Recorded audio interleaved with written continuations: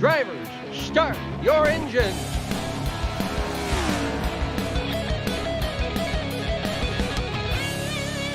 Welcome everybody to race number 20 of the Multi-League Stone River Outfitters Cup Series here at Atlanta Motor Speedway. My name's Scott Patton, joined here in the virtual booth with Ken Huber out in Montana.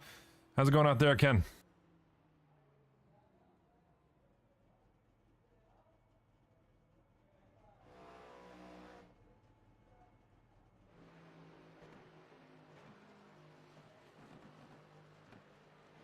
Yeah, for sure. Yeah, you mentioned I'm on the men's. The holiday weekend, the off week, worked out kind of nice for me. I caught the COVID for a while, but recovered from that. Back in the booth, ready to call some action tonight.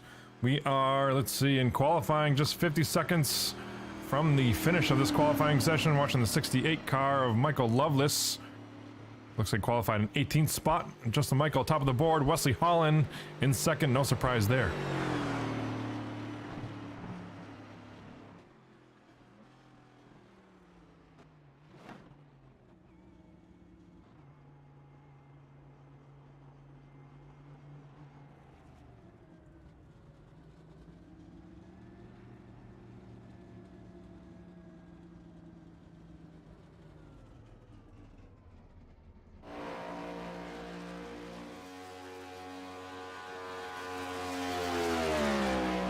Yeah, that was a crazy turn of events we've had the last couple of weeks here between Road America and what was the previous track? Kansas, I believe. Yeah.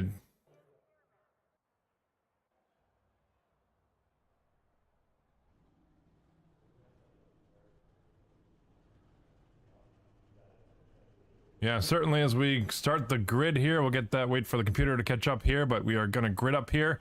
We're on the super fast track here in the broadcast on the introduction here, but 107 laps tonight. Do you have a weather report for us tonight, Ken? How's the track conditions out there?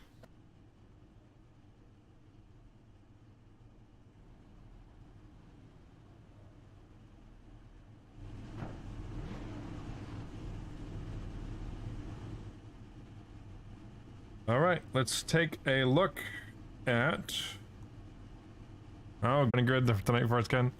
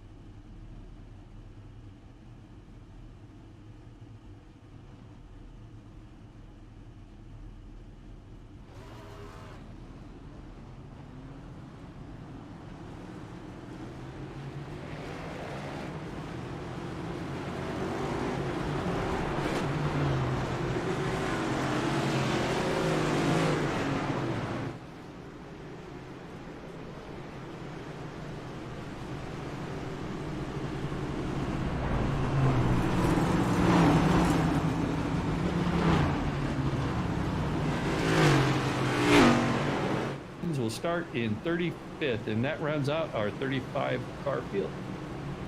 There you have it. Lights are on in the pace car. We're going one lap around this mile and a half, just over a mile and a half oval here.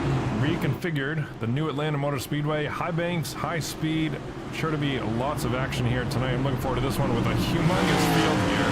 You just heard Ken Huber go through the starting lineup, but huge field. You can see all these drivers come on here for what's hopefully a great race at Multi-League Stone River Outfitters Cup Series.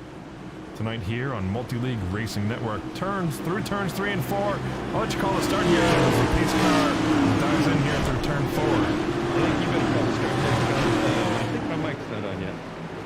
It should be on now, where we fixed that. You're live. All right, pace car is dropped off headed to pit lane, waiting for Justin Michael to lead us to the green flag. And in the restart zone, there he goes. Green flag drops. Justin Michael is away. He's got Jeffrey Merck behind him and Wesley Holland on the outside, just sticking on the outside. So this is a lot like Daytona Scott, where these guys can pretty much mat it to the floorboard here and not have to lift like back in the olden days. So here they go. We got Wally Tillheimer on the inside of Wesley Holland now, taking over that third position there in that blue and white machine. Yeah, good to see Wally up front. We don't see that too often, but maybe his mother, Martha, if you're out there in the chat, send us and drop us a message. Let us know you're watching. Your son Wally there, P3, looking strong there. Bandit Motorsports 1, 2, and 3. Wesley Holland, our new points leader, in fourth there in the Ford Mustang. Last week's winner as well.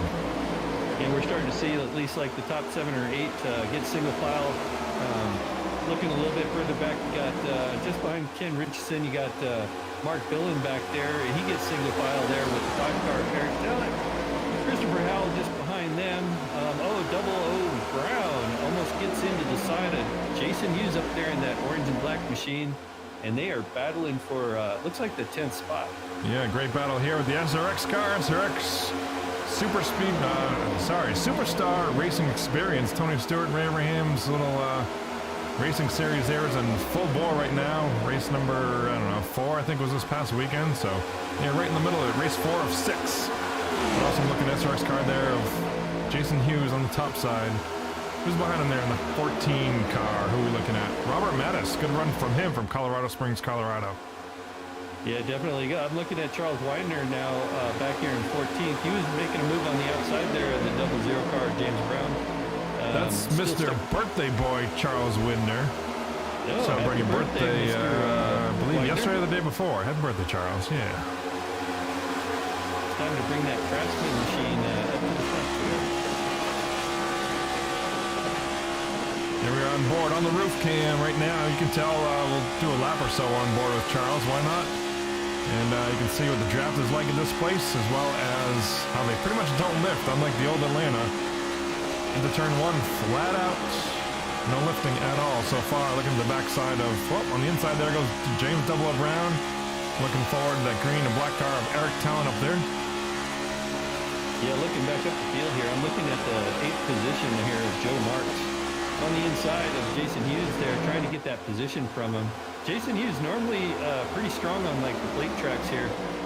Kind of just seems to be losing a few positions here. Let's see how many positions he started in 12th. Actually, so he's gained 3 positions, but he's currently running side by side with that Ford machine of Joe Marks, who we don't get to talk to very often. Has missed a few races this season, but he's out here tonight. Yeah, good to see Joey out there in the Marine Corps car. We're going to give him a shout out. I'm a little bit biased to the Marine Corps, but up in front of him, new number for Christopher Howell in the Chemical Guys car, Fanatec sponsorship, but number 88. It used to be the 70, which we thought was the 20 for a while, but back to the 88 now. It's going to be a permanent number. Much more legible, I think, and he likes the 88, so he's got it. Yeah, I probably won't be, I won't say that I won't be making mistakes anymore because, you know me, up front, wow, there's a great battle going on. Wesley Holland, our 2-point leader. Somehow Wesley Holland's gotten down to the low side there on the inside of Justin Michael here, trying to get that position back from him. So our 2 points leader is running 1-2. Side by side up here, great view from the cockpit of Wesley Holland, last week's winner.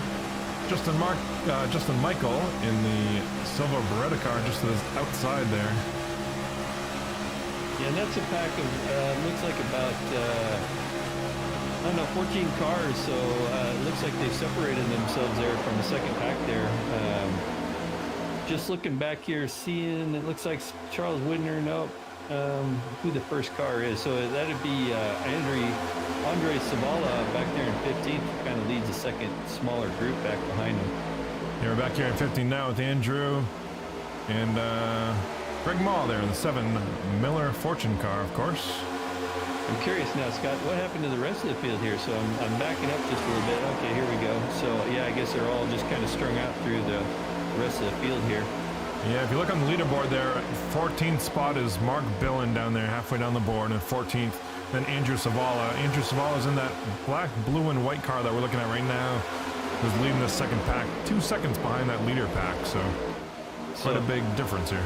I mentioned Smoke in that 58 machine. He's up there in 4th position right now there, Scott. So started in 12th, has ran up to 4th after I mentioned his name, kind of falling back there. Now we can see Mr. Smoke trying to make his way up front. And like I said, he's no stranger to these type of races. Certainly not. Coming up on Wally Tierhammer in turn number 1. Has no choice but to let off the gas there as the draft pulls him right to the Dutch Bros bumper. And we're already seeing lap traffic. It looks like Jack Watts somehow couldn't keep up with the draft there, and he's falling back big time. So these guys are approaching their first lap car, the 77 of Jack Watts, as they go by that chrome Budweiser machine, that 77 car. On the high side, they're all single filed out. Looks like they're pretty content here. Another good name to see up front here. Let's go through the top 5 or 10 or so. Justin Michael, of course. We talked about Jeffrey Mark. He's got a new paint scheme. Maybe we'll mention that a little later in the broadcast. Wally Tierhammer, Jason Hughes, Brian Bizzle, I'm sorry. There goes another dollar in the pot. Brian Bizzle, our Daytona 500 winner. Eric Talent and Ken Richardson, I want to make a note. Good to see Ken back here. I think he doesn't necessarily run every week with us, but it's always good to see Ken here when he does race with us. Yeah, most definitely. Some other names running up here in the top 10. Robert Mattis, James Brown, both having a good... Oh, we're under caution just as I was talking, so I'll have to see what that's about. I didn't see the incident. The flag is out.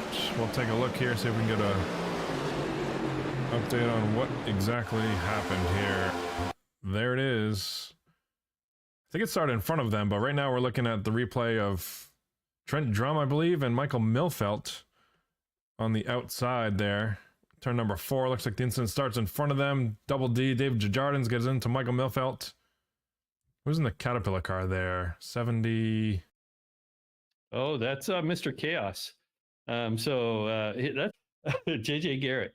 So we're talking to him pre-race. He says he's going to bring Chaos to the race. So there he is in that Caterpillar machine. Well, he did on lap 14. Let's go on board with JJ. See exactly. There's a live replay, full speed replay. Sparks on the wall. John Henderson in the wall in front of him. Nowhere to go. Ooh. Yeah, they both kind of got into the wall at the same time there. It looks like from my vantage point there, Scott, is we got the leaders headed to pit lane. So Justin Michaels leading them down to pit lane. So tires must be an issue here. One thing I was going to mention, so the caution did come out, and I was talking to our league admin tonight because this was a new track. There is one quick repair tonight. So these guys that are involved in these early incidents will be able to come in and get that damage repaired. Wow, that is a unique situation. One fast repair. Good call, good find on that. And it's all for fuel so far with their top 3. They just took fuel only. Have to look back. A lot of cars just took fuel only. I'm just looking back.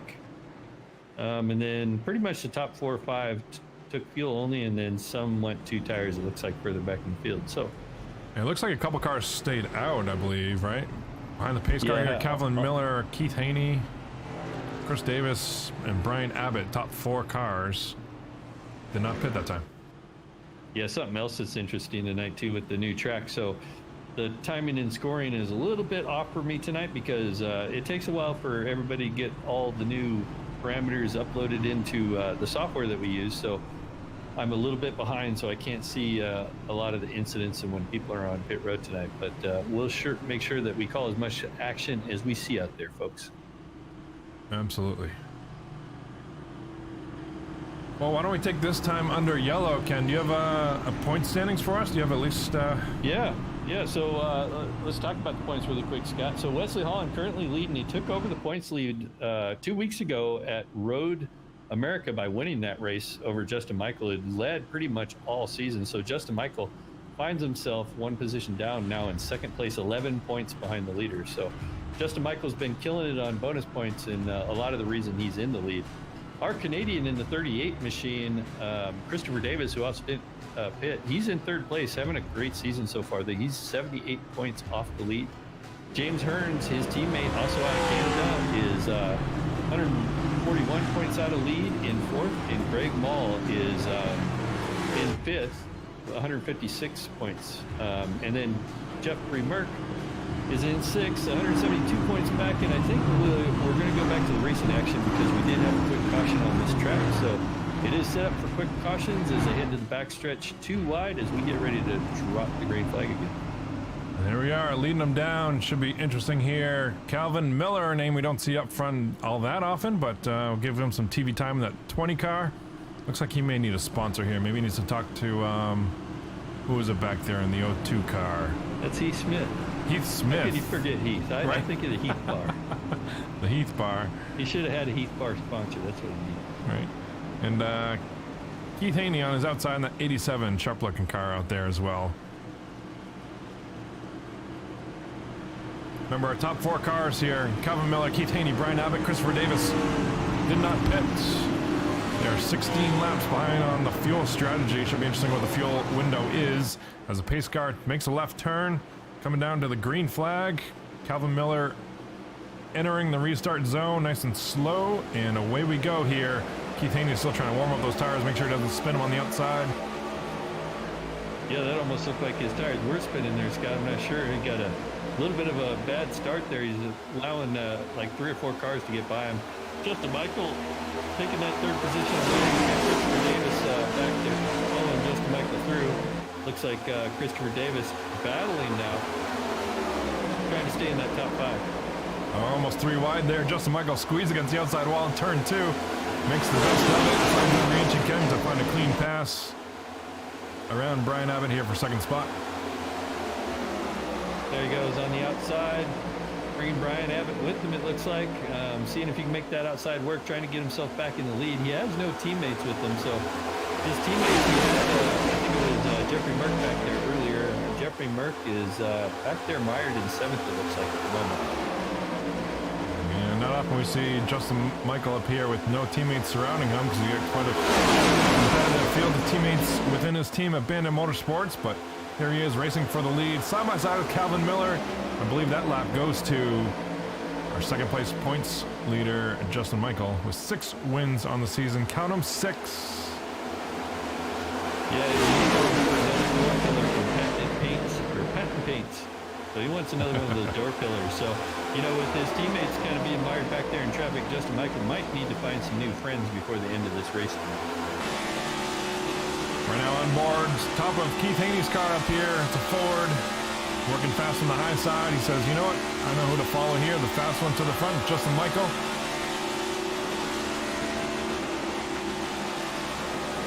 Well, there we go. We see Justin drop into the inside there.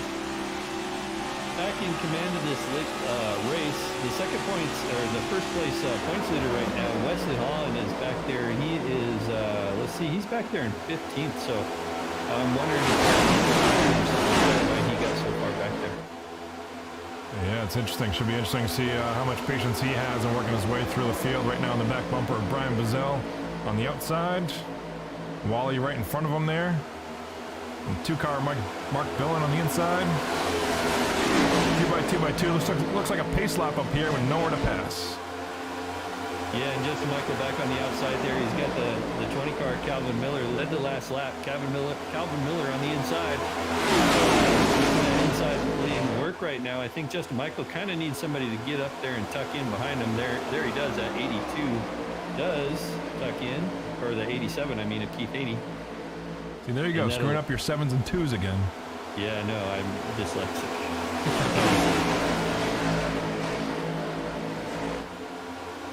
22 laps into this thing, Scott. We've only had one caution.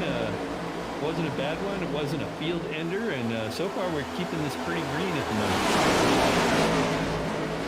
Looks like Justin Michael's taking command of this, blocking both lanes. Tends to dive to the inside to block the low line during the corners.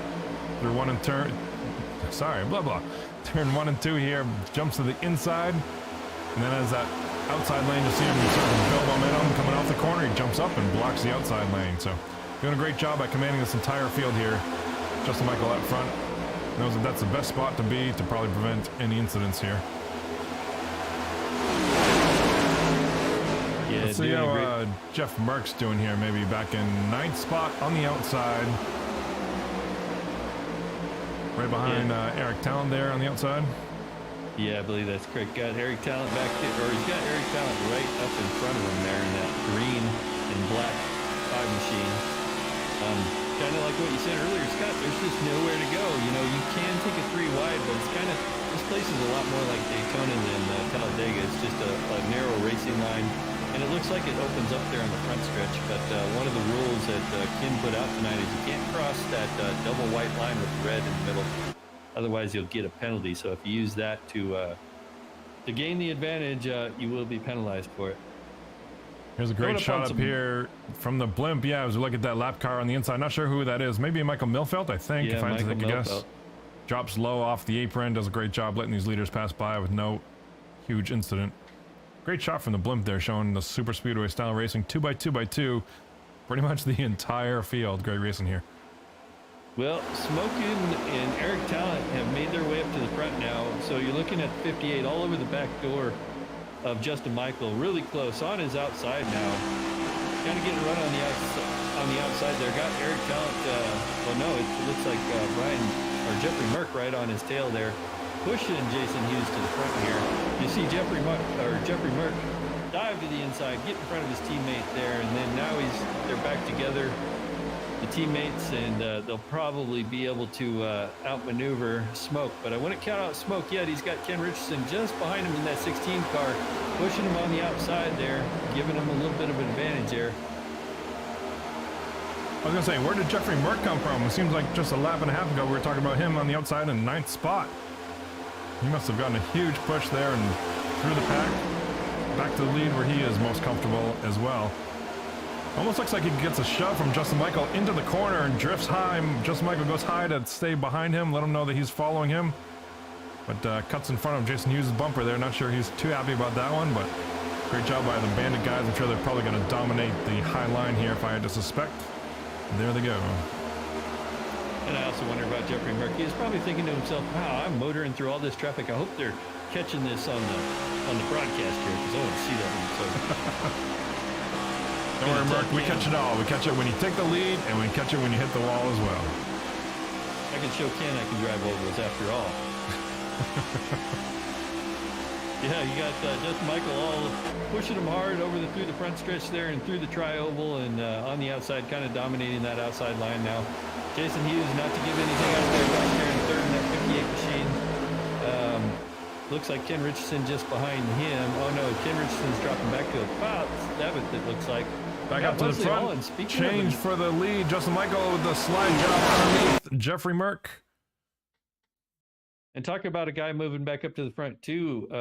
Wesley Holland is now approaching that top 5 right now himself. So he was back there last we checked, I think in 15th. So put Wesley Holland in that top 5 slot.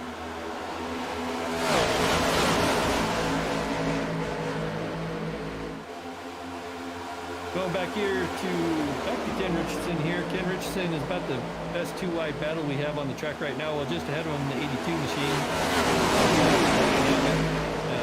Is side by side there. It looks like with the 18 car and just duking it out, these guys are kind of sloshing back and forth faster than I can keep track of it. James Brown getting by on the outside now. Kind of an interesting strategy here. It looks like the top lane is the dominant lane. When I say the top lane, I pretty much mean that mid-track lane that most of the leaders are running now, the top 10 anyway. And then we break back to this pack here with the 82 car of Brian Abbott, Ken Richardson, where it seems like they kind of duck to the inside and try to pick up a spot or two and then kind of slide up to the outside. Kind of interesting strategy here, interesting way to pick up spots here as the high lane seems to be most dominant so far. 20 car, Calvin Miller in the wall in turn 1 and 2, just brushes it, loses a couple miles an hour, no damage to the car there on the outside, but great job by him keeping it under control. Yeah, and checking back at our leaders that started this race without pitting, I'm looking back here at Christopher Davis in that 38 machine. He's back here now in 18. So one of the guys that didn't pit on that last caution there, and now is like drifting back through the field. So might be important. I don't know what's going on in there, but tires might be a little important as well. Yeah, but we also know the leaders did not take tires, right, in that first round of pit stops. At least a few. I'm here for you. I know you are. What do we got back up front?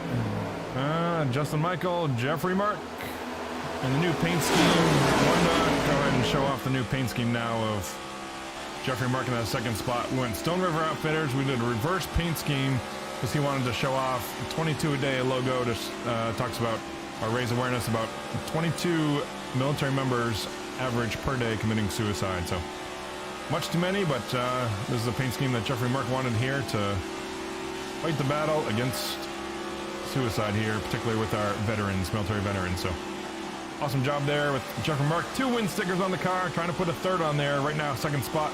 Sharp looking car so far here at Atlanta. Most definitely a great looking car. Hey, a shout out to the 6th place driver right now, brand new member to Multi-League, and that's Mad Rodoloso. I hope I didn't butcher his name too bad, but started in 26, now is up in that 6th position. So, and all our new members, basically our rookies to the season, all start with 300 numbers on their cars. So, you know, once he passes, gets rid of the rookie skirt, so to speak, he can grab an available number, but currently he's wearing those rookie numbers, but doing a fine job out there. Yeah, looks to the outside, looking for more, doing a great job, and looking for more as he passes Wally there. Picks up the 5th spot if he can complete the pass. Great job there in the 309 by Matt. Oh gosh, I gotta try this. Rodoloso, we'll go with that. I spoke to him just before the race, so I can hopefully prevent butchering his name, but I don't know if I'm butchering or not, but I think I have a way. I'll tell you what, I'll take Dave Desjardins, and you take Matt Rodoloso. Deal. Right. I'll pay you after the race. All right. So I was just going to give a shout out to the 68 car of Michael Lovelace. So we don't get to talk about him very much. He's back there running in that 8th position. Doing a fine job, staying in the top 10 currently there, Scott. Top 10 and started 19th, up 9 spots. Michael Lovelace from Matthews, Virginia. Sharp looking car there too on the inside. Yeah, neat looking car. I was just going to call that out. Looks like we got a little bit of cloud cover at the moment, Scott, so the track is cooling down. I imagine lap times are picking up, but kind of got a little bit dark out there. Hope we don't have weather moving in. And birthday boy back there battling side by side with Michael Lovelace in that 95 Craftsman machine. Charlie Widener in that red and black car on the outside there, trying to make that work just behind Ken Richardson, who's been drifting back since the start of that last restart. Yeah, currently running in 11th from Thurman, North Carolina. Started 16th, but he's been on sort of a roller coaster ride up and down the field, so kind of finding a comfortable spot here behind Ken Richardson. Here's a guy we haven't talked about at all tonight, Greg Mullen, that 7, that Miller Fortune car. He's started in 23rd. I don't know if he's just slow rolling it tonight and trying to take it easy, but kind of having a quiet night, but slowly making his way up to the front there. As we say that slowly, looks like a big checkup. I heard an apology already on the iRacing radio, the racing chat there. You guys, I think, scraped the wall out there and just in front of him between, I want to say, James Brown and Wally, maybe started around there. They turned 3 last time by, but great avoidance by Greg Mall. Yeah, up front, it's still the top 2. Justin Michael, Jeffrey Merck. Just behind them, Jason Hughes staying right in that draft, looking for an opening there. Jason Hughes closes back up in that 3rd position. In 4th, Wesley came back from about 15th spot after that last set of pits, and currently running in the top 5 in the 309 car of Matt Rodoloso, rounding out your top 5. Yeah, awesome job by Wes Holland. Last time we talked about him, he was mired back in traffic in, what, 18th, 19th or something? Yeah, 15th, I believe. 15th after that pit stop, so great job by him to differentiate himself from this lead and not let this lead draft get away here. Being pulled by Justin Michael at record pace around here. Lap 41 on the board. Let's talk about pit window about these guys. 41 laps on the board. But those guys who haven't pitted, well, you know what? They all did pit. Yeah, they pitted 12 laps in, so that was our last caution. So they're currently about 30 laps into this run. No, what I'm talking about is the guys who stayed out last time. Calvin Miller, Christopher Davis, Brian Abbott, Keith Haney, I believe. Yep. They've all made a green flag pit stop. So we know the window is somewhere between around 30 to 40 laps. And they are 1 lap down now. I would say that's about right. So I think the leaders will be due to come in at any moment now, Scott. So it'll be interesting, and that's probably what those guys like Calvin Miller, Christopher Davis are kind of hoping for, that it stays green so they can get back on the lead lap and get back into race trim here. So the one thing I was going to call out here is that top 5 group who's kept it single file is pulling away basically from the rest of the field. So they've got like a 3-second lead over Charles Widener, our group away, who's back there in 6th, leading basically the rest of the field. We'll go to maybe a blimp shot here to show, oh gosh, can't even see the gap there. There's Charlie Winder in the front of your screen there in that red car.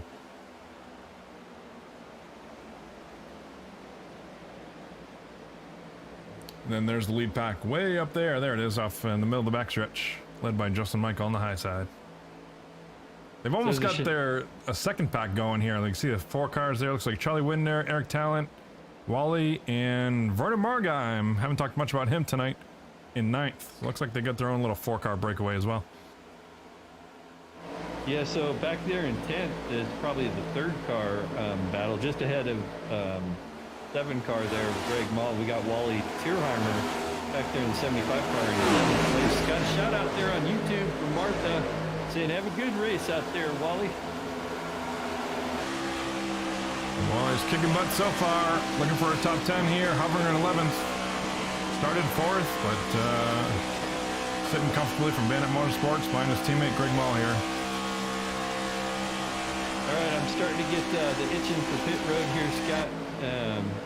I think these guys are probably sizing up how to get onto pit lane, so it's a little bit different. These guys are going a little bit faster. Usually by now we have a lot of tire wear. The cars have slowed down, and getting on pit lane is tricky enough at the old Atlanta. So the new Atlanta, I'm not sure what's in store for us with these guys doing green flag pit stops here. Yeah, I think it's one thing with a new configuration like this, Atlanta Motor Speedway, to repave it, increase the banking, increase the grip level. So it's fairly easy to navigate around the racetrack itself, but the pit road entrance is a whole different animal, and I'm not confident that all 34 of our starters tonight have practiced that on the green flag racing yet. Yeah, and I'm looking at the top 5 right now, trying to duke it out. Had Wesley Holland down there on the inside in that purple machine, that 41 machine. Kind of was down on the inside there. I'm hearing some call-outs for pit lane from some of the people further back in the field, so I think we're getting ready to hit it. So David Schreck just called out, headed pit lane, gets loose. I'm watching David Schreck sideways in the grass. Oh, hits the yellow cone. That's probably going to be a black flag penalty there, Scott. Yeah, probably would be hitting the cone for sure. So yeah, I'm hearing a lot of drivers calling out, getting ready to head to pit lane. So I'm back up here with the leader, see if he's going to hit pit lane. And the top 5 stay out another lap, it looks like. I heard 87, that's our leader coming in this time by, so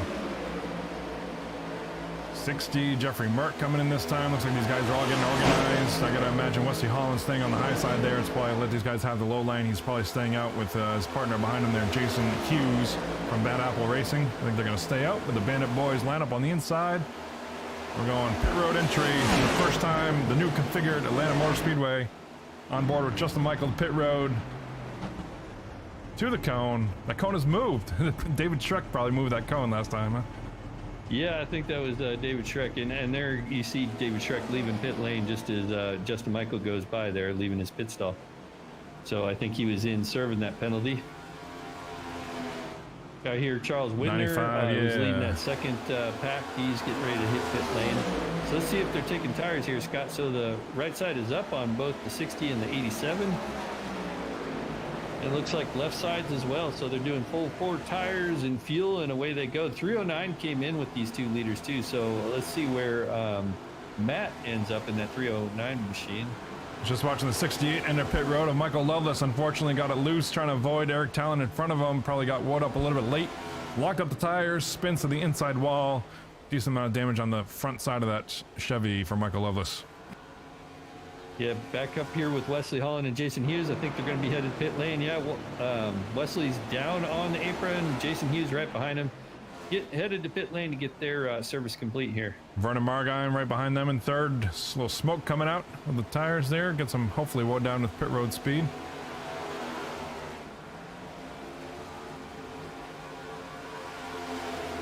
Yeah, so looking up here at Eric Talent, he's leaving pit lane here. So currently in 11th, exiting pit lane, seeing where he comes out here. He's back there, getting past the blue commitment lane up on the racetrack, and away he is, all by himself right now. Look at our leader, Greg Mall, who still has not pitted. Almost gets turned by Brian Bazell, our Daytona 500 winner. Hard time getting to pit road, locks it up sideways. Brian Bazell, I'm not sure, wanted to potentially come to pit road, but was not able to that time around. I think that's going to cost him some time. I think he slowed up for pit road, but thought better of it as he locked up the brakes right behind Greg Mall.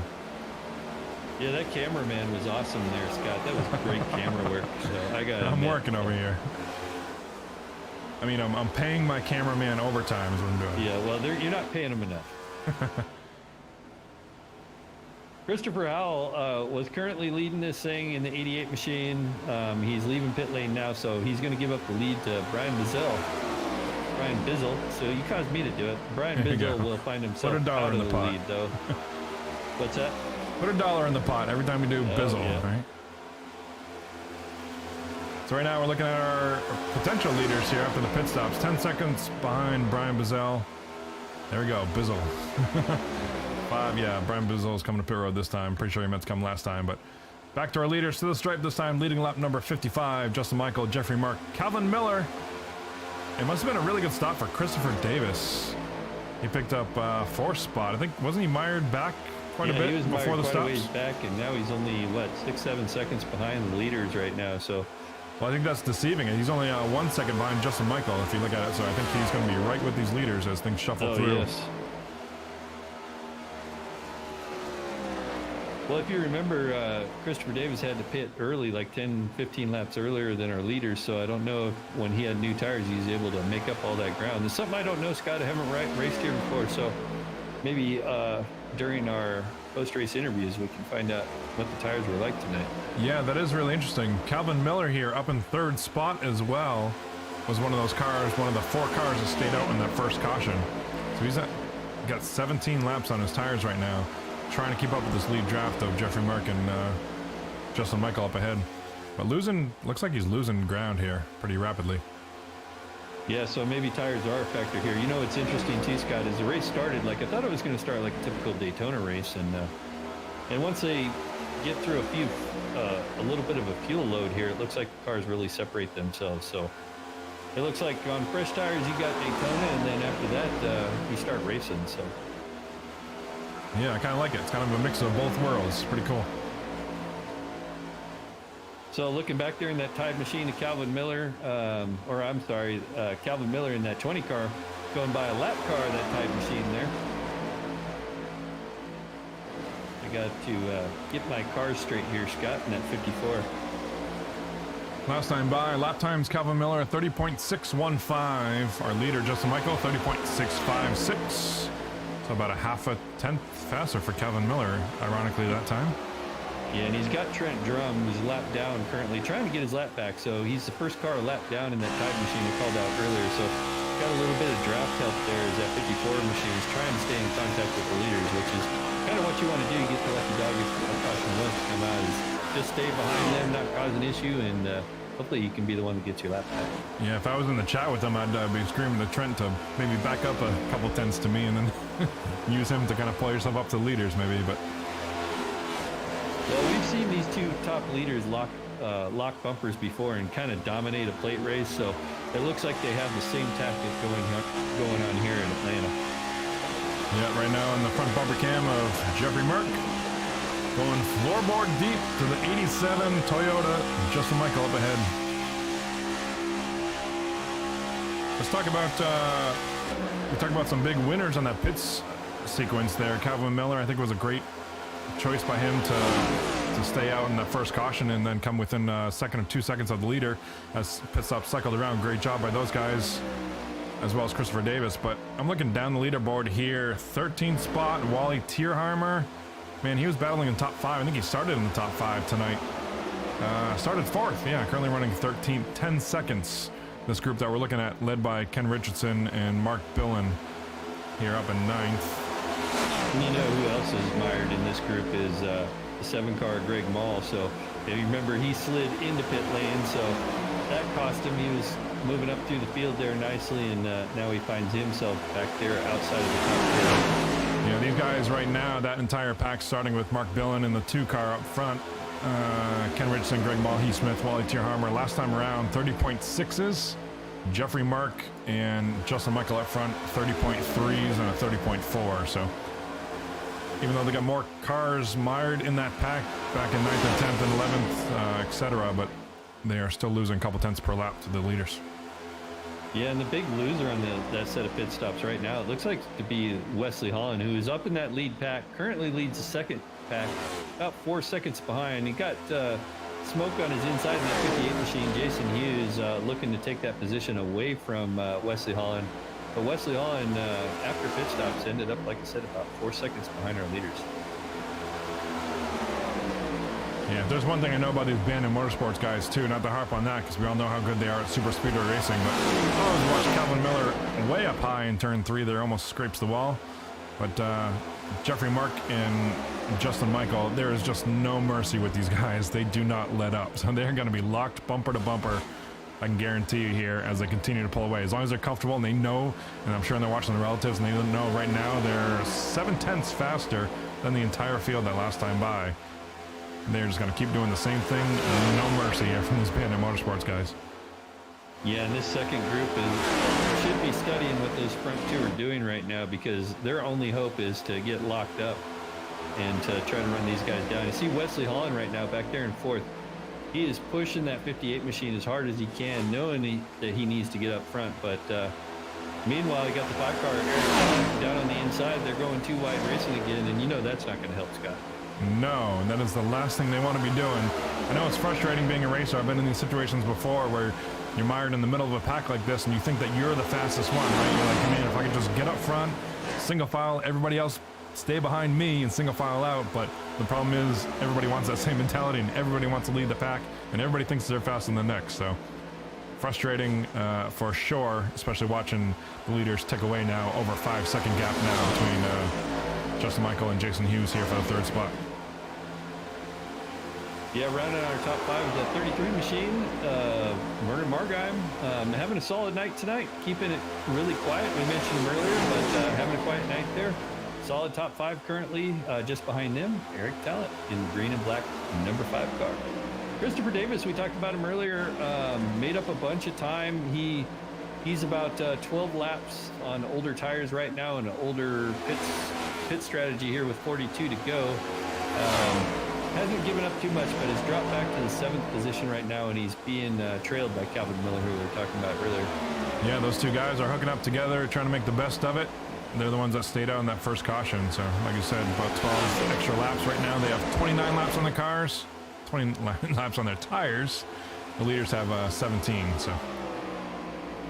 Yeah, so these guys will probably be pitting in another 7 laps, I'm going to guess there, Scott. And then, but that should carry him to the end. So, you know, if everything was to cycle through and we stay green flag, it might be a beneficial night for these guys. And then if they get a late race caution, it could work out. Definitely. I don't think they're out of it by far. They're sitting pretty good considering their strategy. They got some good TV time, some good track position. Doing a great job back here in 7th spot here for Christopher Davis. Well, Mark Billen in that 2 machine, taking Ken Richardson in the 16 machine.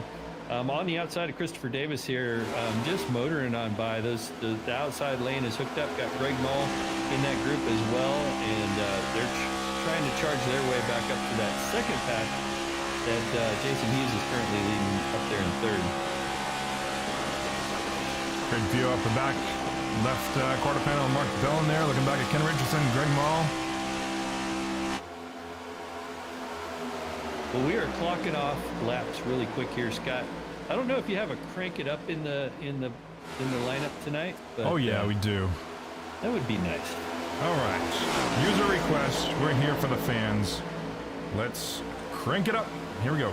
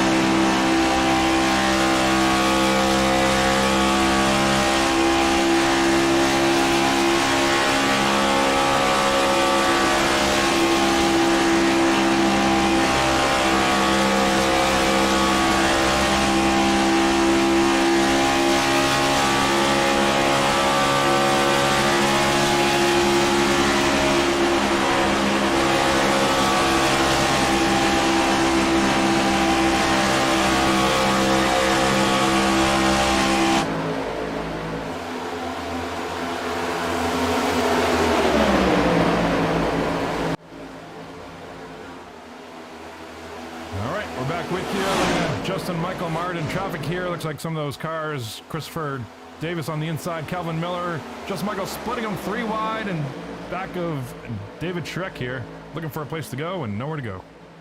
Yeah, that's got to be very nerve-wracking. You came back just in time there, Scott. I was watching that 9 cars had some struggles tonight and trying to stay up there, and it's probably pretty nervous for him too up there racing, and he's got the leaders all over him, and it's like, where do I go? I'm stuck in the middle. So there you got a little bit of 3 wide action there. Yeah, these guys are not willing to move over very easily. They don't want to lose another lap here if they can help prevent it in case a caution does come out.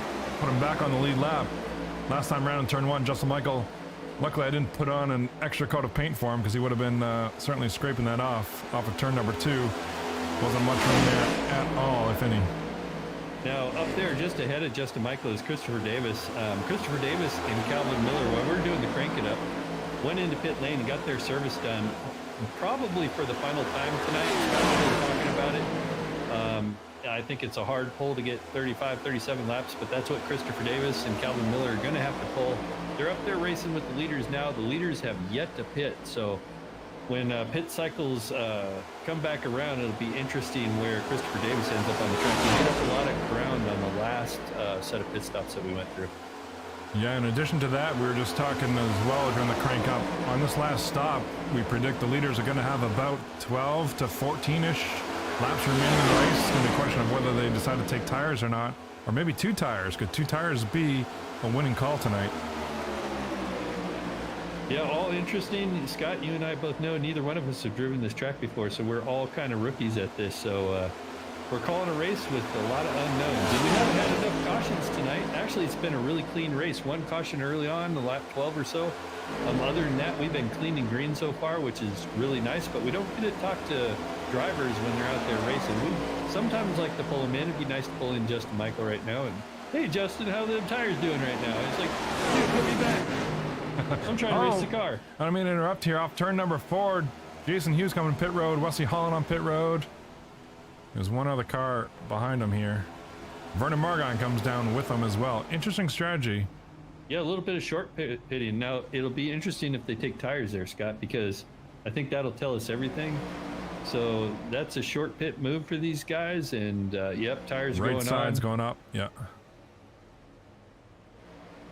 So the idea behind this, they're a little bit behind. They get the fresh tires on. They can make up some ground on the leaders. And hopefully, when the leaders pit, they might be ahead of them or at least in racing distance. I'm going to make a prediction here. Jason Hughes still stopped in his pit stall, rather. I'm guessing speeding, along with Wesley Holland on pit road as well, I believe. Was stuck on pit road as well. Yeah, that's a tough break for both those guys. Wow. Well, you know what? They'll come out together, so that's a benefit. They were racing together. They'll go out together. So. Back up front, Justin Michael, Jeffrey Mark.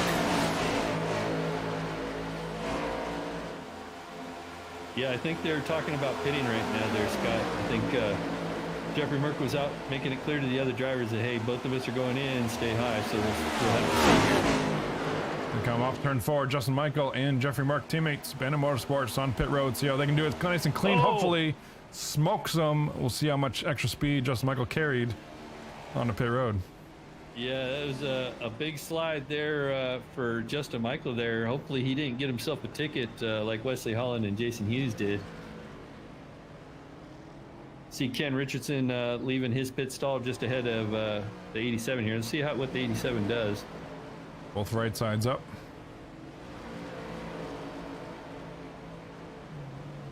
And to the left side, 4 tires for the Bandit camp. Wally Tierhammer in behind them there. That leaves Heath Smith on pit road here. Coming to pit road, I should say. So it doesn't look like he got the speeding penalty there. So that was that's going to be a fast pit stop for Justin Michael then there. He got ahead of his teammate there by about half a second or so, but teammate's still in the draft there, so he'll be able to run him back down. I gotta say, how much of a relief does that have to be for Justin Michael, right? Dominated the points all season. We talked about the point exchange with 6 wins on the season.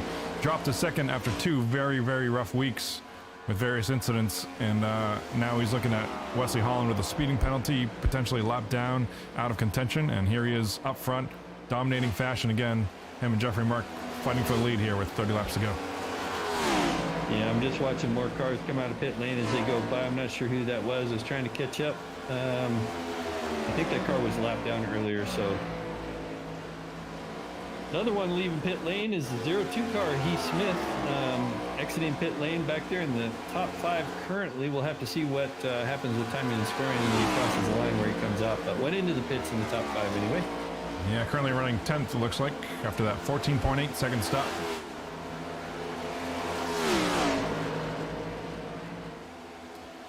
Down a lap, though, so let's talk about lead lap cars.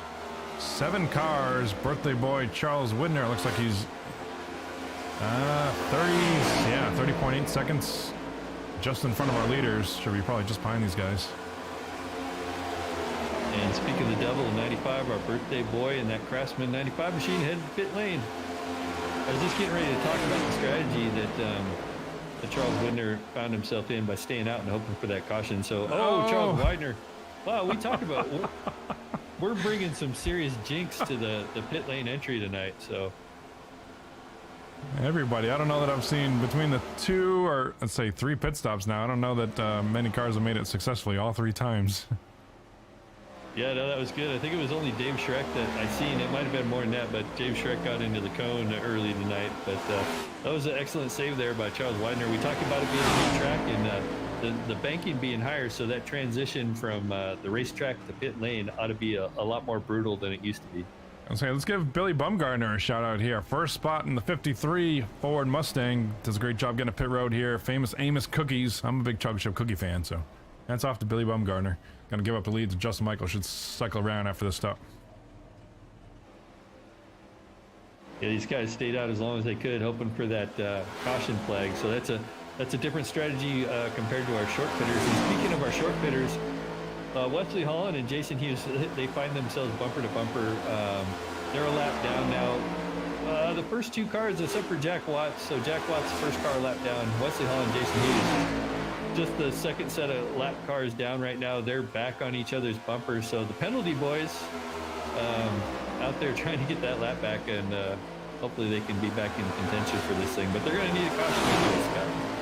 Certainly, and even if they get a caution, only one of them can be the lucky dog. So even if they there aren't, might looks be like a good race back there between Wesley Holland and Jason Hughes then for that lucky dog spot. Although, so Jack Watts and Brian Bizzle in the mix. Yeah. Back up front, let's paint a picture for you. Justin Michael, Jeffrey Mark, locked bumper to bumper, no surprise there. They are content in doing their thing here for the last 15 laps, 17 laps of this race. Vernon Margheim in third, 12 seconds behind the leader. And there behind him, you see that Wesley Holland and Jason Hughes. We know that they are a lap down, not in contention right now. So behind Vernon Margheim in fourth, we've got Eric Talent. And followed by Ken Richardson, rounding out the top 5 right now. Ken's 16 seconds, roughly a half a lap behind our leader of Justin Michael. Yeah, having a solid night there. Just behind them, that 88 in the new numbered machine, that Fanatec machine, Christopher Howell in 6th. Behind them, about 7 seconds back, we got another pack back there, 68 car of started 19th, currently running 7. Currently running a separate pack of cars there. Yeah, that pack being led by the 2 car of Mark Billen, but he is at least 1 lap down, if not more. Looks like, 1 lap down for Mark Billen. But nonetheless, doing a great job leading that pack. Let's talk about lap times here. Michael Loveless in this pack, running a 30.4 last time by. Our leaders, Justin Michael, 30.7. 0.3 quicker for this pack. So whatever Mark's doing in that car there, a lap down, these guys are quite content following them, knowing that they're chipping away at the leader's gap. Well, they got to do some serious chipping with 18 laps to go. So looking back up front here, like I said, the first 2 locked bumper to bumper all night long. Just behind them, you got the 95 machine trying to race his way, at least get one of his laps back. Charles Widner, I have to check. How many laps did he go down? Let's see. He's 2 laps down, so trying to race for one of his laps back right now. On the inside of that 77 car.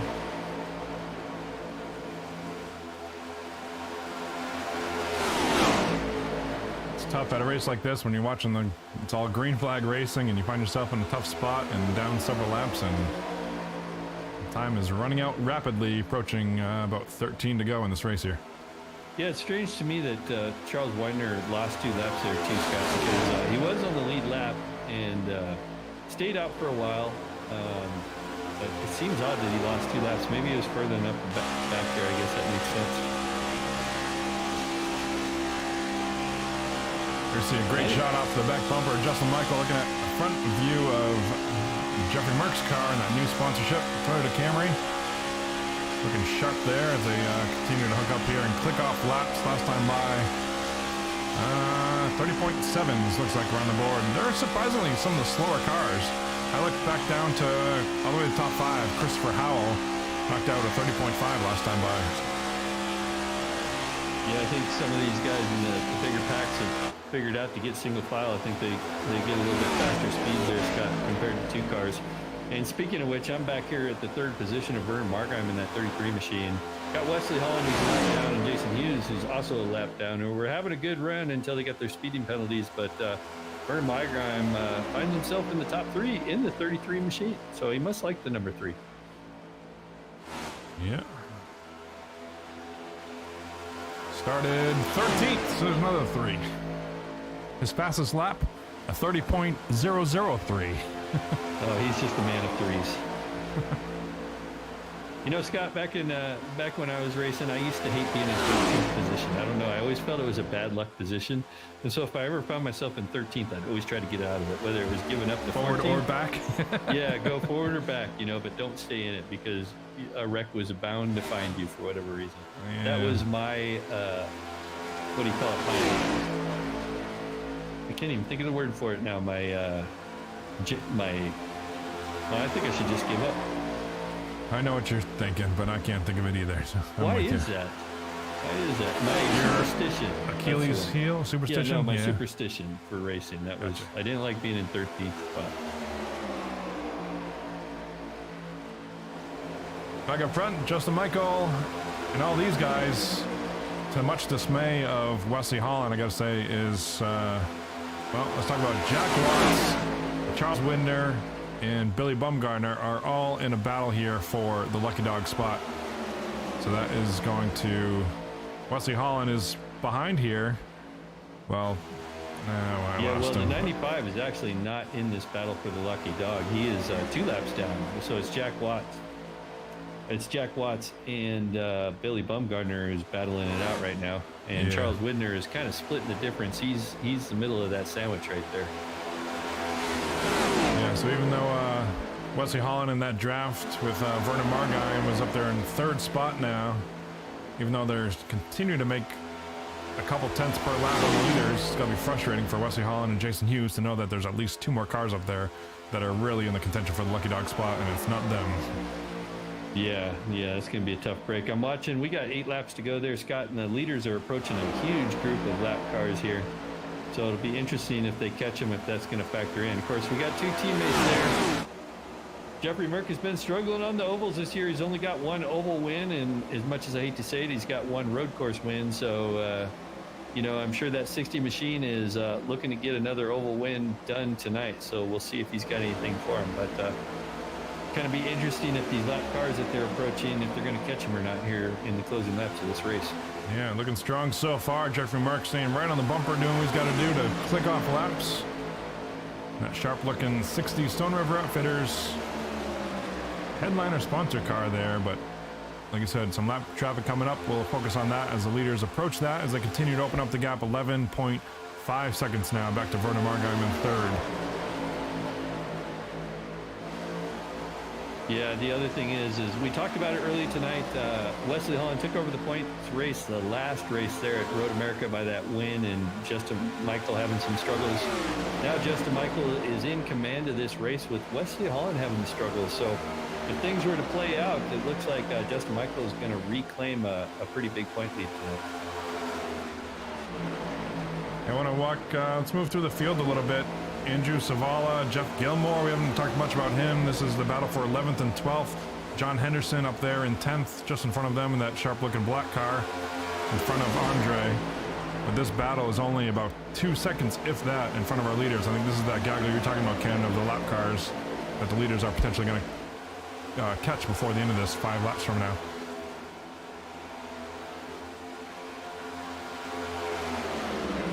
Yeah, and I just look back, see how far back are they? So they're 1 point, looks like I think I'm looking at my relative wrong here. So yeah, about 1.3 seconds behind these lap cars, Justin Michael. So here we go on the roof camera, Justin Michael. You can see those lap cars. Andre Savala and all those were way up front there in turn 4 now, but just in front there's 3 cars. Looks like Trent Drum, Calvin Miller, and I want to say, I don't know who that is on the outside there. Yeah, Wally Kellerheimer and Trent Drum are racing for position, as well as Calvin Miller and Christopher Davis there. So all 4 of those guys just ahead of them are racing for position. So that's going to factor into this as well. Let's also not forget, as these lap cars approach, we still have a battle for the lead here. We've gotten pretty content in these guys sitting nose to tail behind each other, Justin Michael and Jeffrey Merck. But Jeffrey Merck, I gave him some hard time when I painted this car for him, and I gave him some jokes about how he's only got 2 wind stickers on his car, and I told him, you better put another one on here, and he says he promised me he would. I think he has that in mind. I can guarantee you didn't forget about our conversation, and he is not going to let this one go down lightly. 2 laps to go here at Atlanta Motor Speedway. Navigating lap traffic. Teammate in front. What do? We're about to find out here in the next 45 seconds. Yeah, and that was very respectful. There he goes. Jeffrey Merck taking a look to the inside to get behind those lap cars. I was going to say those lap cars were very respectful there. Jeffrey Merck looks to the inside there. Justin Michael here as they come to the start-finish line with 1 lap to go. And here it is. It didn't work quite that time on the inside in turn 3. We'll see what he's got in turn number 1. Does he back up here to maybe try to get a run on Justin Michael one more time? Down the back stretch here, Jeffrey Merck trying to close the distance there, back in his grab. 87 kind of throws the block down there. Jeffrey Merck all over the back bumper of that 87 machine as they come back to the front stretch here. Wow, gets them loose to the high side. He's going to pin him against Christopher Davis side by side. Bumper to bumper photo finish. Give it to Jeffrey Merck by a gap of 0.00. Wow. Yeah, that was a great finish there. So back there, we got caught up in the finish there, but Vernon Margheim crossing the line right now for 3rd position there. We're banging doors here for 5th. Yeah, Christopher Howell, Ken Richardson, great battle there by all those guys. So give Jeffrey Merck win number 2 on the ovals. I'm impressed. Wow, that was darn impressive. That reminds me of the old Atlanta finishes. You know, Bobby Labonte and gosh, who was that? That was Dale Sr. back in the day, and then Jimmy Johnson and Jeff Gordon back in the day, and reconfigured Atlanta, awesome, but same great finishes here. Congrats, Jeffrey Merck from Bandit Motorsports. Win number 3 on the season as he burns them down on the front stretch. After when we had 2 to go, Scott, after Jeffrey tried to make that move, I didn't think he was going to have it on the second try, and it worked out for him. Justin Michael threw that block, and I don't know, I think that allowed Jeffrey to just get in the back there just slightly and loosen him up and get around him. That was really an impressive finish. That was for sure. Congrats, Jeffrey Merck. Win number 3 on the season. We'll get the standings. Actually, I'm probably not even going to be able to, let's see here. Yeah, standings aren't going to work here. We'll use... well, we've got the standings here. Jeffrey Merck, Justin Michael, Vernon Margheim, Ken Richardson, Chris Howell in 5th. Mike Radaloso, congrats to him, new to the league here in 6th. Michael Lovelace, 7th. Heath Smith and John Henderson and Andre Savala rounding out the top 10 here at Atlanta Motor Speedway. Josh R. Scott in 11th. Jeff Gilmore finishes 12th. Eric Talent 13th. Christopher Davis 1 lap down in 14th. Jack Watts 15th. Billy Bumgardner finishes 16th. Calvin Miller finishes 17th. Jason Hughes, tough night for him, finishes 18th. Just behind him, Wesley Holland, 19th. Mark Billen in 20th. All right, and there we have it. We'll get interviews queued up here as Jeffrey Merck continues to celebrate victory number 3. Do we have a Vernon? Oh, there's Vern. He's not going to escape us. What do you want to start with tonight, Ken? Yeah, start with whoever you feel like there, Scott. So, have at it. I'll start with Vernon here, and once I get him pulled up here, give me 1 second.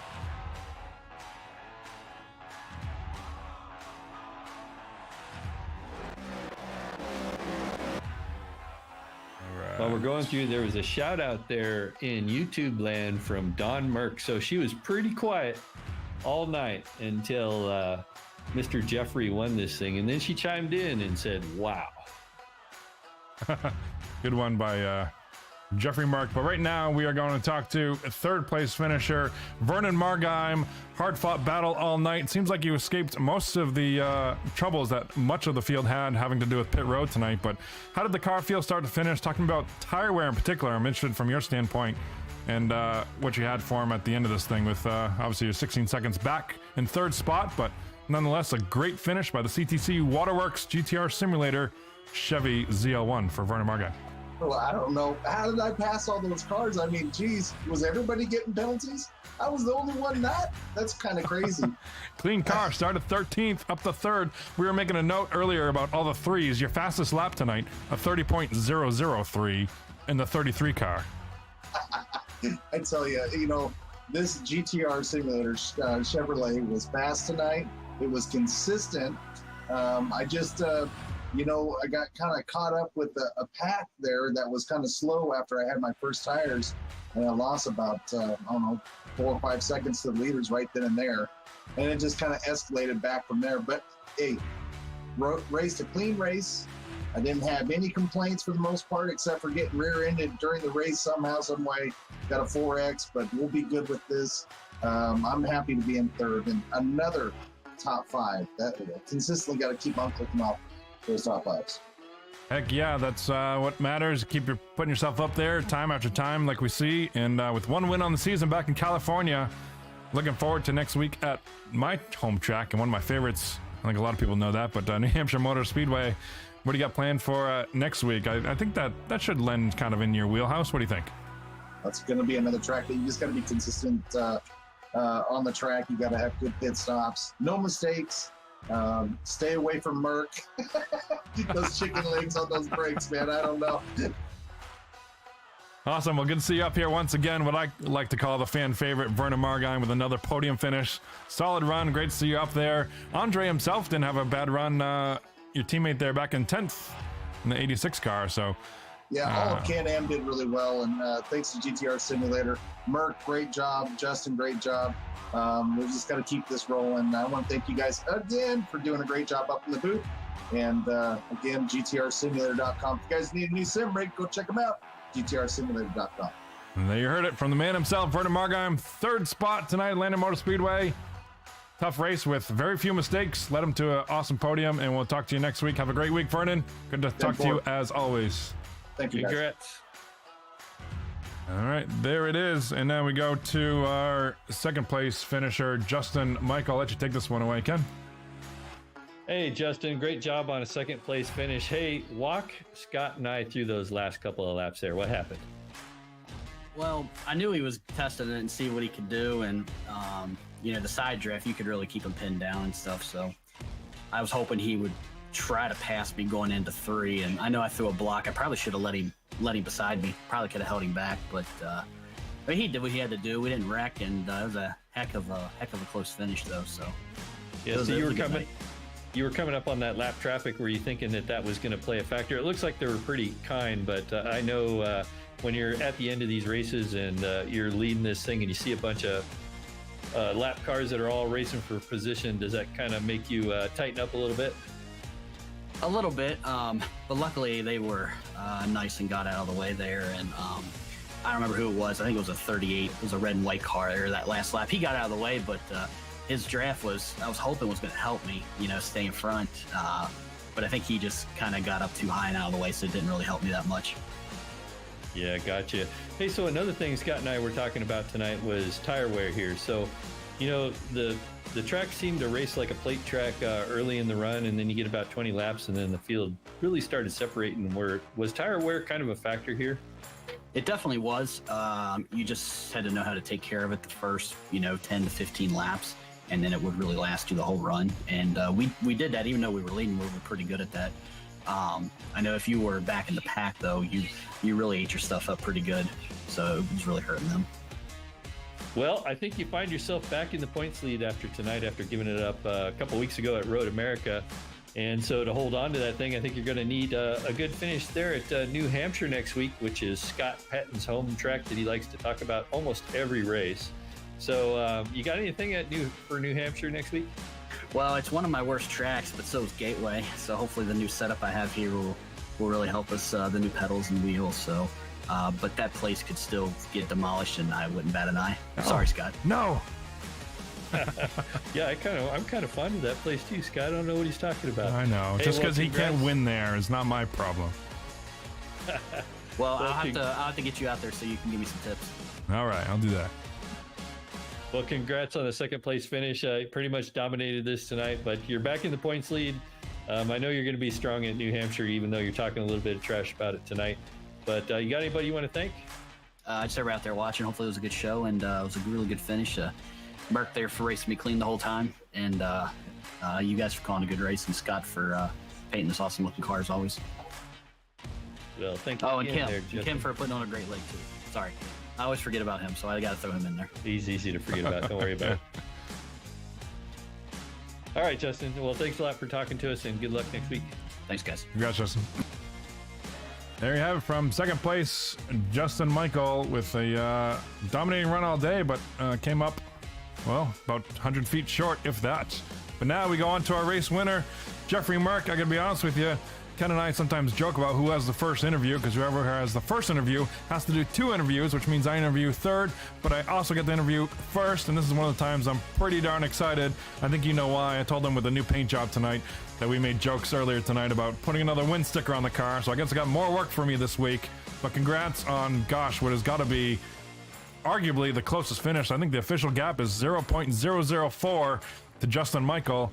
Talk to me through that last lap there with the lap traffic coming up in the way when you made one attempt the prior lap, I believe, and then didn't work there. Justin Michael had to run off of turn 4, but then coming to the white flag, you decided the second half of the lap, you weren't down and out yet, and you made it work. Talk me through that. Yeah, kind of like you said, I came off of 2 going down the backstretch, so I saw those lap cars off in the distance, and I'm like, if we get to them and he gets a pull off of them, I'll never even have a chance to get around him. So they kind of scattered. We kind of wove through them with 2 to go. And I was like, well, I got a bit of a gap. Said, I'm going to back up to the car behind me and see if he'll push. But when I did, it's almost like he said, nope, it's going to be between you 2 to race it out. So he dropped back 2. So I was like, okay, here we go. So I got a big run on him. And that's when I dove low. And he kind of pinched me down. I was kind of like, well, that didn't work because he's got the momentum off. So what I did, I think it's coming to the white flag lap. I went a little bit higher than him in 3 and 4. That way he'd gap me. Then I gave him a little more down the front stretch. And then going into 2, I just kind of nailed it because I know I'd get a good pull down the back. And right there at the end of the back straightaway, he kind of went to block. And then I shoved him. And I mean, I haven't won. I like how he says that. Shoved him. Way to own it. I love it. I love it. He's proud of that. Proud of that. As y'all love to point out, how I've been driving the last couple of See, we don't even have to say it. So I just got on his bumper in 3 and 4 and just kind of sat there. And then that lap car was up high. And I just kind of kept, because I know he'd have to be pushing if I was pushing him. So he kind of washed up, gave me the bottom. Then I kind of washed him up a little to kind of use that lap car to put a little doubt in his mind. We banged a couple of times coming down. That is the best last lap I think I've ever drove. I mean, that was the fun. I didn't know. I mean, I was leaning forward in my seat when we crossed the line. I was too. That's like, oh my! I said I was either going to be the best finish ever or I won the race, and it was awesome. We both banged off each other's tires, I think twice. We both kept it straight. I mean, that was a win. I don't think me and Justin really had a plan coming into the race, but we just kind of hooked up, found out we were fast. We got out. The 2 of us was 16 seconds ahead. We just nose to tail drafting. I knew my chance was going to come down to the last 2 laps to try to get the win, and I wanted it really bad. For this new paint job, this 22 a day. A lot of people don't know this. We lose 17 to 22 veterans a day. to suicide. So if you know anybody that's suffering, talk to them, get them help. Our veterans deserve better than that. Absolutely. Great paint scheme there. We saw how we talked earlier how I was giving you some crap about the wind stickers. Now you should have more on this car. I think you know that as well. So no better way to start than this week at Atlanta. That last lap there was one for the record books for sure. I'm going to give you the choice, Mark. When I do this victory lane picture, which you know I do for the multi-league cup series here, do you want the picture to be the traditional burnout picture, or do you want the gap at the start-finish line? I think that would be pretty cool. What do you think? Yeah, I'm thinking same as you. I think me and Justin at the line, if we can stop it with the nose touching the line. Oh, yeah. 4,000ths of a second. I think that's going to be pretty damn cool. That will be in the 22 a day Stone River Outfitters Toyota Camry. Congrats to Jeffrey Mark. What do you got next week looking at New Hampshire? Yeah, I kind of like New Hampshire. It's another good track. I like flat track, short track. I like short tracks. I'm pretty good at short tracks. New Hampshire, though, I'm kind of with Justin. You know, you could fill that damn thing full of water and turn it into a minnow pond as far as I'm concerned. But that's two of you. I feel like I'm up here fighting the world to keep New Hampshire as a racetrack. I think maybe, Scott and I would. Yeah, would maybe fill love it full of ocean water and raise lobsters. I don't. Go ahead. No, I was just gonna say. I think Scott and I would like to keep all the tracks like New Hampshire. So yeah, I love those flat outside lane tracks. They're a lot of fun. Oh yeah, it's a driver's track. It's not just, it's not a cookie cutter. It's a fun track to race once you figure it out. I figured something out there the last time we ran it. I don't know if I remember it with my old age or not, but we'll see if we remember some of it. Well, I gotta say, looking back at tonight was certainly a race that had its incidents from all kinds of drivers up and down the field. Wesley Holland, our points leader, had speeding on pit road along with his teammate Jason Hughes. We saw several incidents on pit road, several people scraping the walls. So I gotta say, what made me pretty happy about having you in Victor Lane as well is that car is in one piece. I don't see a single scrape, even on the right side. We're looking on the right side right now, and looks pretty darn clean. So congrats to you for not only putting together a race from start to finish with minimal, if pretty much no mistakes, but outrunning your teammate from Bandit Motorsports, Justin Michael, in a photo finish. Awesome job. Win number 3 on the season. Congrats, Jeff Merck. Thanks, sir. I got to give a big shout out to, first and foremost, my loving wife inside. She was watching the broadcast, and after we crossed the line, I got a text message that only said, "Oh, shit." So, so I knew it had to look good on TV. Big shout out to you guys up there in the booth. Scott, we talk a lot between races, so I know how much time and effort you put into this broadcast. Same thing with Ken. Y'all do a great job. I always look forward to going back watching the races, even though 90% of the time it's negative about me, but that's okay. I got broad shoulders. Y'all just call it what you see, right? I don't make it negative. Ken doesn't make it negative. It's not negative. Yeah, it's just fun. Yeah, fun. it's the truth. It's having fun with Jeffrey. Absolutely, and plus it gets the primary sponsor some TV time. Absolutely. So, yeah, I think you're going to like this one. And we watch the replay tomorrow whenever you get around to it. Got some great TV time, great action. But, yeah, it was awesome to see. I made a note at one point towards the end that you guys were obviously running away with this with a, whatever it was, 16-second gap on third place. But I was like, hey, let's not forget that we still have a battle coming up because Jeff Merck is not going to be content with sitting in second place there. And you proved me right on that one. Yeah, no, I was not content with. I was content to push him with 2 to go, and then I was going to try everything in the world I could do to get the win without wrecking my teammate. Because me and Justin are good buddies, so we, if it ever comes down to it, it's an accident. But I knew I was going to make him earn the win, and he knew, vice versa. We were going to make each other earn it because he won't give you nothing, and I won't give you nothing either. So we were going to race hard to the line. That's what we did, and. I'm glad I had you put that extra coat of paint on it today, Scott, because that's probably about what I won by. Yeah, that's true, on the front bumper, yeah. I was making a joke how earlier in the race, Justin Michael scraped the wall off turn 2. I think it was within like 5 laps ago or so when you guys were fighting those lap cars. And he went off turn 2 high and scraped the wall, and I was joking how I didn't put an extra paint on his. I think I saved it for your paint on the front bumper, so congrats on an awesome photo finish, and we'll look forward to talking to you next week from New Hampshire. Yep, 10-4. I don't know if I missed anybody or not, but Matt LaVenture, Stone River Outfitters, primary sponsor for the league, primary sponsor on this car. I'm glad he stuck with me through all my downturns so I could get him this victory here. Visit those guys, StoneRiverOutfitters.com. And if you're in the New Hampshire area, swing by their brick and mortar shop and tell them Multi-League sent you, and get all your fly fishing needs. I won't tear up this time, I promise.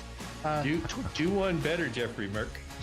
So you got the Stone River Outfitters sponsor in New Hampshire. You're going to New Hampshire next week.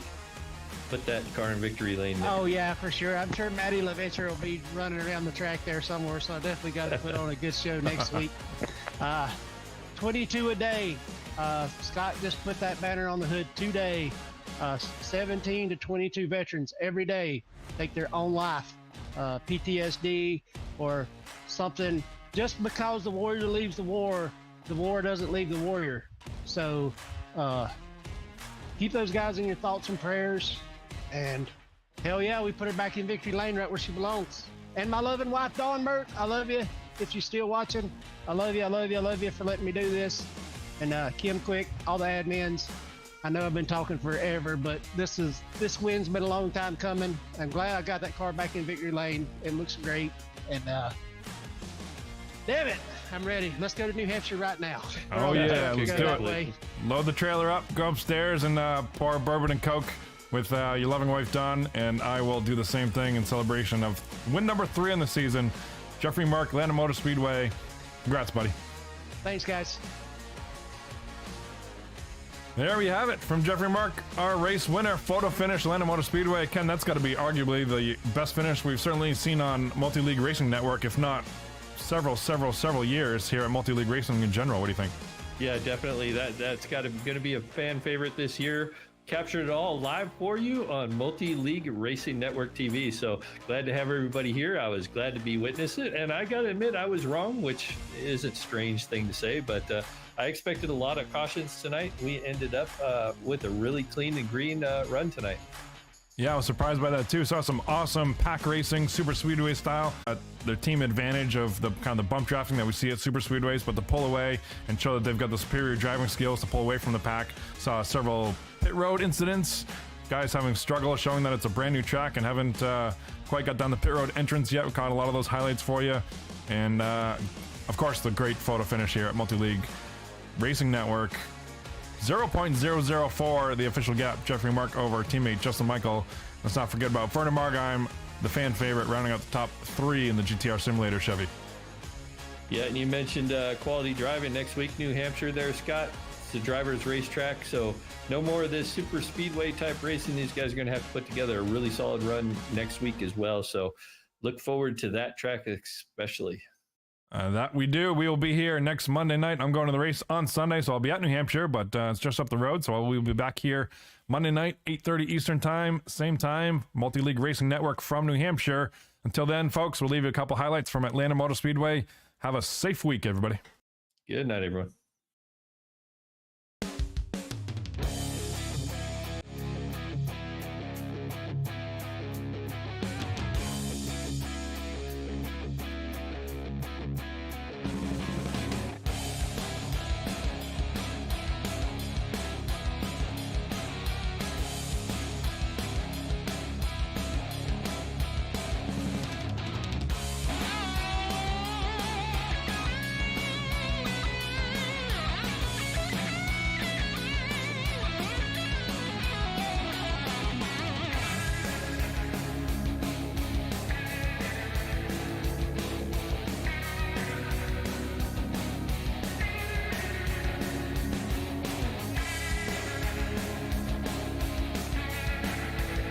Don't hold his hand. Teach a man to fish. Was it buy a man a fish he eats for a day? Teach a man to fish he fishes for a he eats for a lifetime.